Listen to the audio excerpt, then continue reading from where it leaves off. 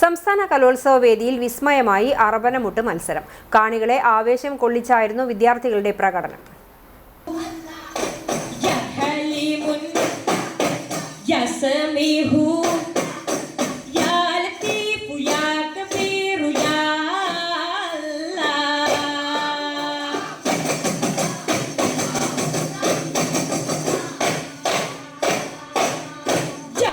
മാപ്പിളക്കലകളുടെ തനിമ ഒട്ടും ചോരാതെ ചടുലമായ താളത്തിനൊപ്പം മെയ്വഴക്കം കൂടി ചേർന്നപ്പോൾ കാണികൾക്കും അതൊരു നയനമനോഹരമായ അനുഭവമായി മാറി.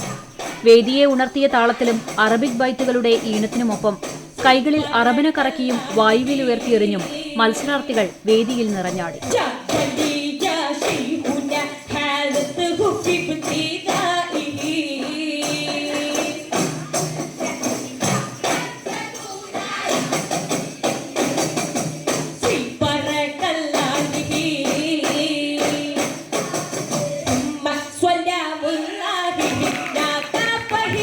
ഒന്നാം കാലത്തിൽ തുടങ്ങി പടിപടിയായി വേഗത കൂട്ടി മൂന്നാം കാലത്തിലേക്ക് എത്തുമ്പോൾ അറബനയിൽ നിന്ന് ഉയരുന്ന താളം കാണികളെ ആവേശം കൊള്ളിച്ചു.